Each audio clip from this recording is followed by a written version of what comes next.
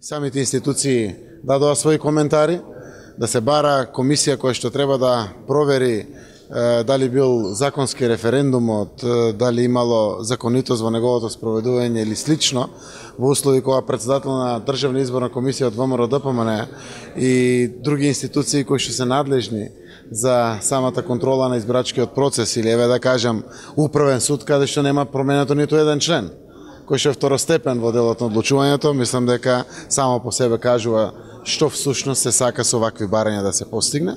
Ние остануваме на нашите ставови дека ќе направиме се во една пријатна атмосфера, многу нормална, многу одговорна, да разговараме со пратеници.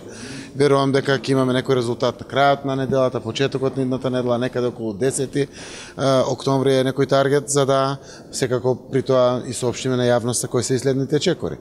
Јас се надевам дека ќе имаме можност да соопштиме дека се обезбедило мнозинство повеќе од потребното двотретинско мнозинство. Тогаш е нормално, тогаш е добро за државата и ки навистина Македонија нема да загуби непотребни месеци, но секако остануваат отворени прашањата да се решава целата оваа ситуација, да се решава преку вонредни парламентарни избори кои што не ги посакува. Значи сакам да има еден цел мандат конечно и за македонската економија пред се, и за реформите и за сите овие процеси.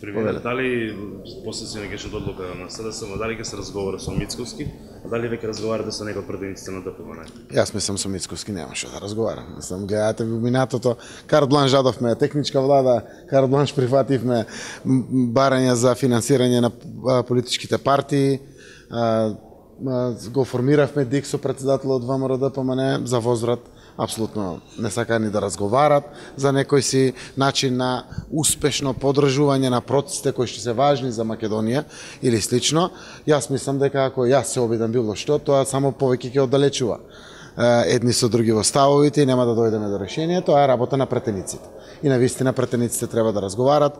Јас веќе одржав 2 состаноци со координаторот на пратеничката група, со замениците координатори, со многу наши пратеници кои што на колегијално ниво ќе разговарат. Ќе се ведувам јас лично со некои пратеници, тоа треба да биде многу општествено, многу пријатно, за да секако постигнеме цел, која што ќе значи конечно Македонија да ја потврди оваа неповторлива шанса за нашите интеграции во НАТО и во Европската унија.